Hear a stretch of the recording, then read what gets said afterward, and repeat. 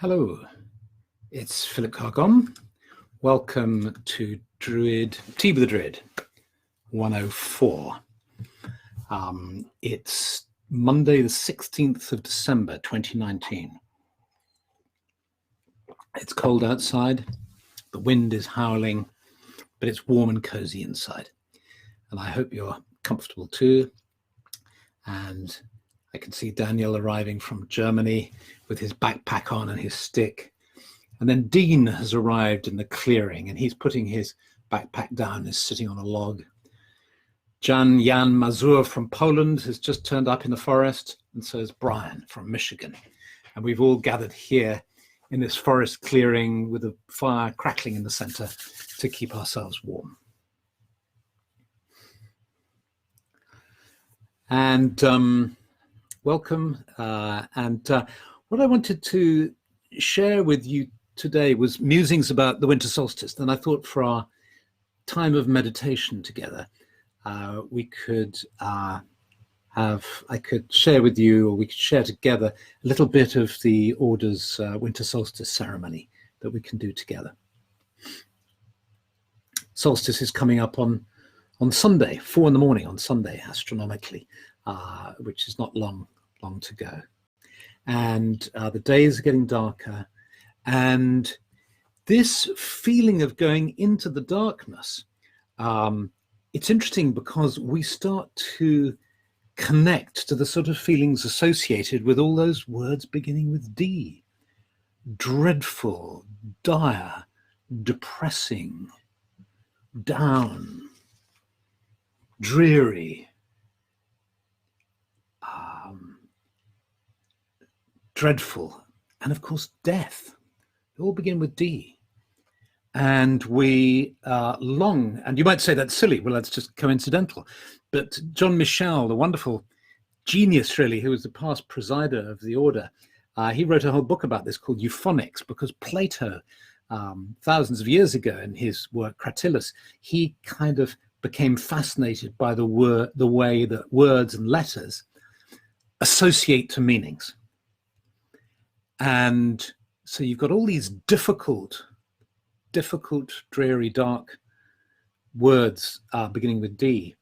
And we long in these difficult times for hope, really. Despair as well, depressing. We long for hope. We long to shift. We're suffering from a lack of vitamin D as well, coincidentally, probably. And we long to make the shift to the next letter of the alphabet, to experience some enthusiasm, some ecstasy, some energy, at least some energy. And actually, we'll start to need vitamin E as well, again, completely coincidentally. So in my blog, I'll give you the link to John Michel's book, and you can explore the resonances around each of the letters of the alphabet, which is a useful thing to grasp if you're into writing spells, or poetry, or literature. And there's a way in which these cycles of moving through despair and then hope, because of course the spring symbolizes hope for us. And in the days of our ancestors, these times, it was, if you like, right to feel dread, because this was the time that people died.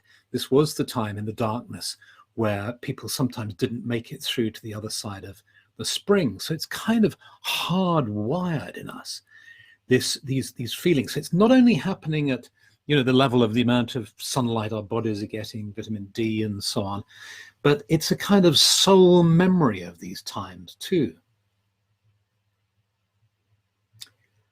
So it's completely natural, and it's completely natural as well to yearn and to have hope, to wish for hope as well.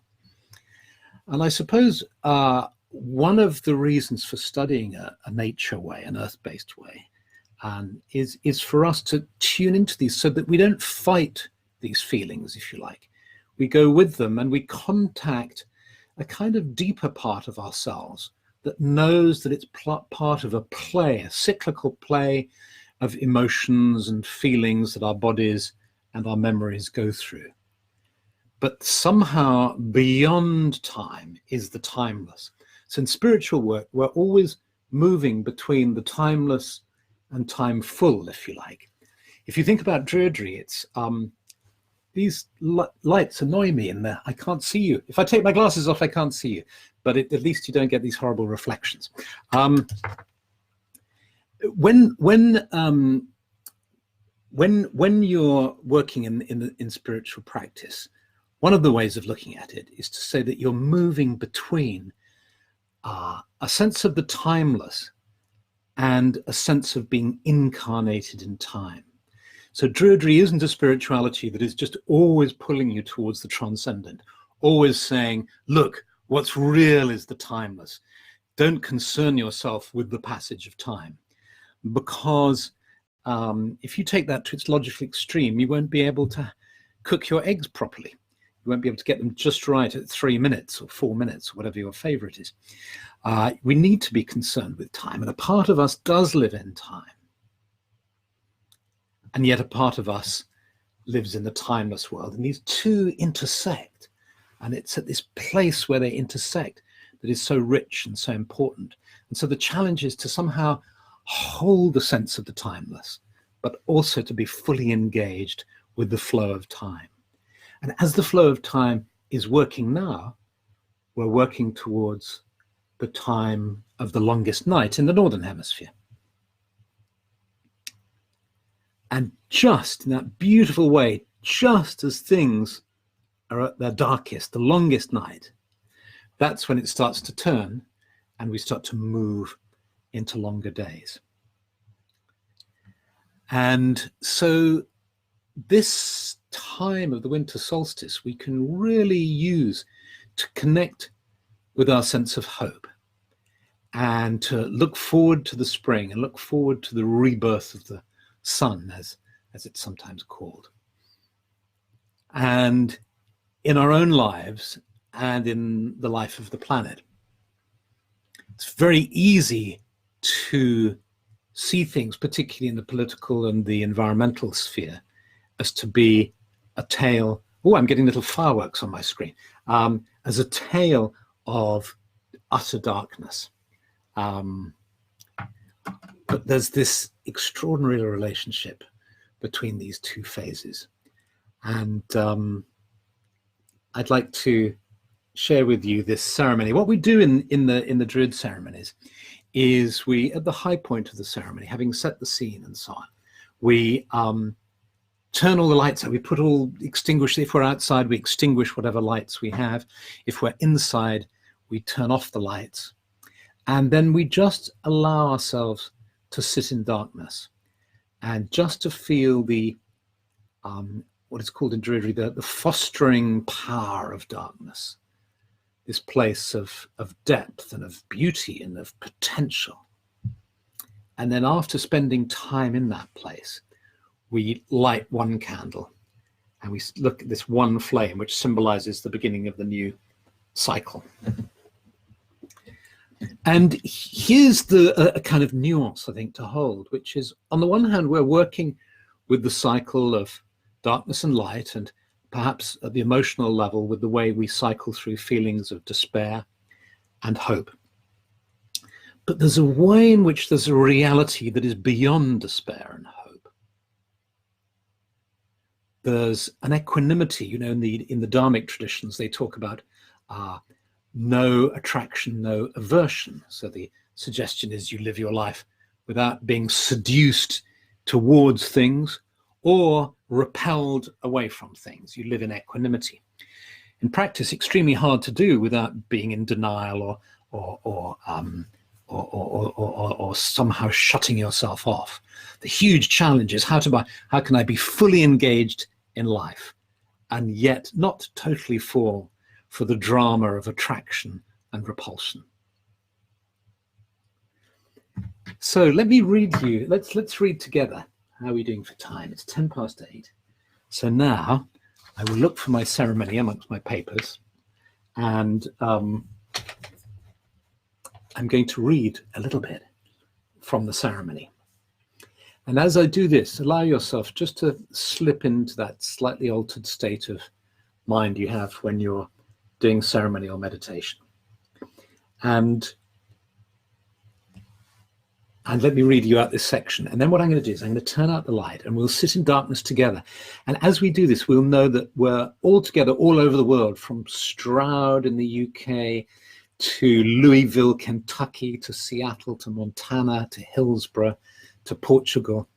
We can all sit in the darkness together, and then I'll relight a candle. Now is the time to acknowledge all that has gone before and is no more. The warm breezes of the high summer are a memory. I am far from that place, and now I witness the darkest point. The oak is bare, the earth is cold, the sky is black. From where could hope arise? I'm as far from the summer lands as ever I would be. I could be.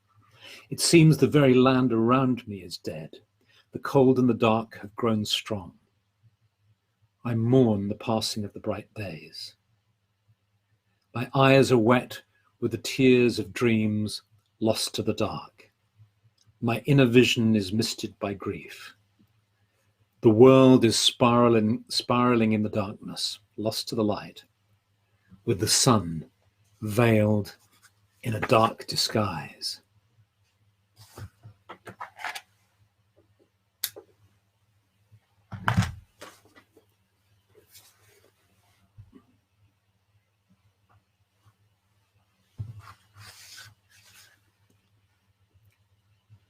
And now let's sit in the darkness together. Just sensing for a moment that we're all over the planet, in our sacred clearings, perhaps in the forest, or in a place where we feel at peace with the earth, connected to the earth beneath us, the sky above us, and the trees around us. But we just enjoy the feeling of being in the darkness and knowing that we're all together, actually.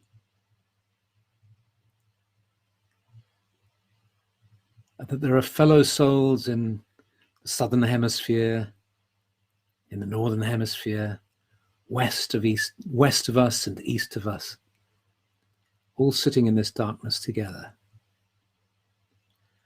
Letting go, allowing the fertilizing power of the darkness, like seed sitting in the earth.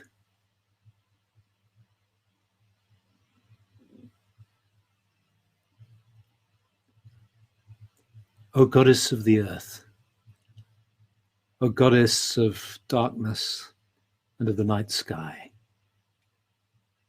of the depths and of beauty, may we open to your power to change us and to transform us, to help us grow and change, to help us be reborn.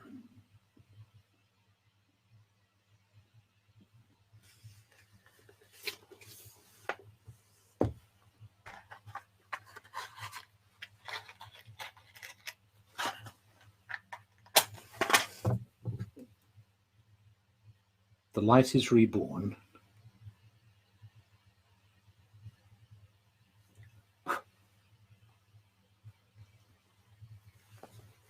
And there, in the center of our circle, the fire is kindled, the light is reborn, in symbol of the rebirth of the sun at the winter solstice. May there be light, life, and love throughout the world. May our hearts be kindled with joy, with peace, with radiance.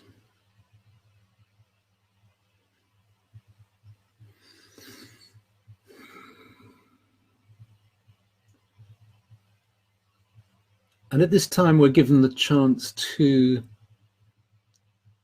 appreciate the simplicity of things. You know, when I look at this candle flame, I'm aware of how beautiful it is, and you know, that interesting way that you get the shadowy patch at the bottom, and then this particular shape of a flame, which is very beautiful, and it's moving all the time because it's dancing with the breeze, and in this case with my breath. As I speak, the flame flickers and moves, and there's something very beautiful about it. And of course, we're also used now to complex images from movies and the television, that the simple image of a candle flame can sometimes evade us, the beauty of it. I think I've mentioned before the way Stephanie and I once did that little piece of the ceremony amongst our friends, our non-Druid friends, at a kind of party we were having in the house, about 30 of them. And we said, we're sure you might be interested in the fact that we do Druid things, but you're probably not sure what exactly we do. Let's give an example of this. And we gave these candles out to everybody, and we just sat in darkness, and then everybody lit their own candle from the central flame, and it just transformed the atmosphere. It was beautiful. Nobody wanted it to stop for a moment. Everybody was transfixed by the light of the candles.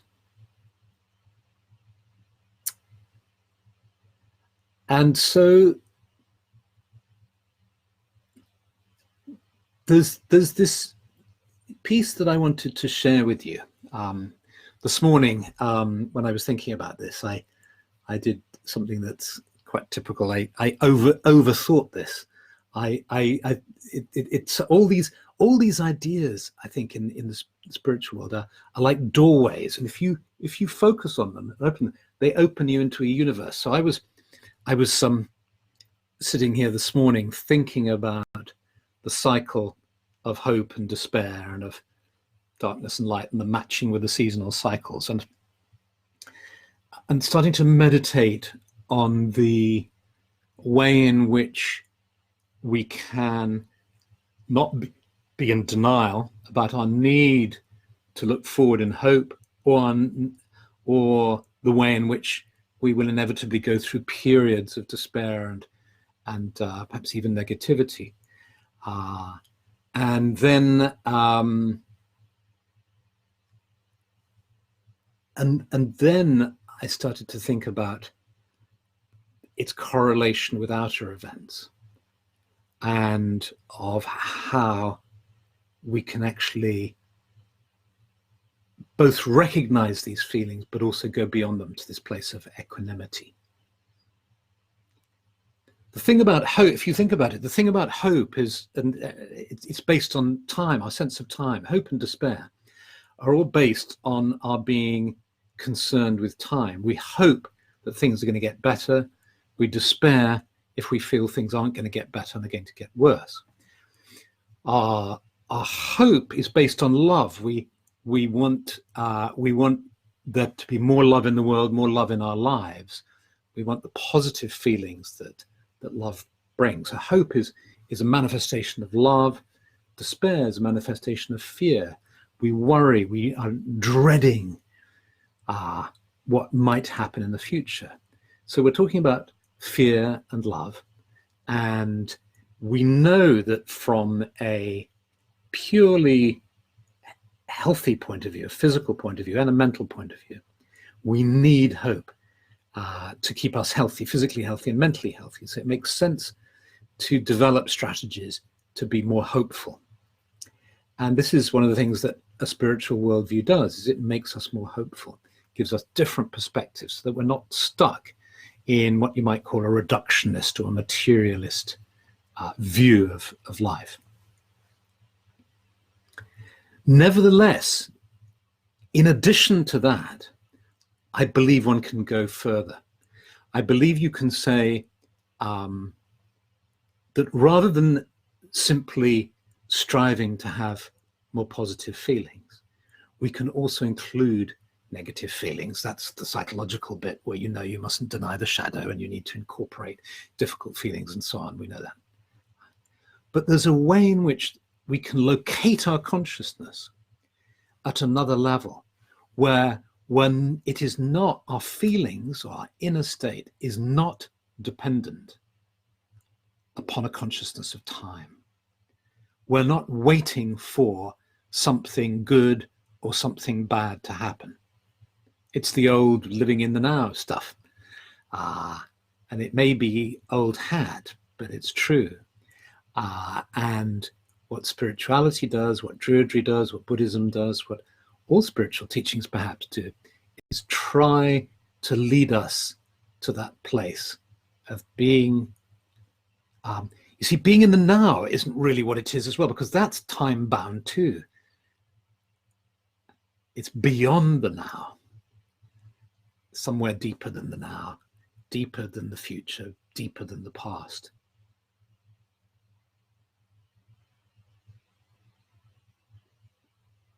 So behind the now, which is this tiny little point in time that coincides with the tip of my nose, there.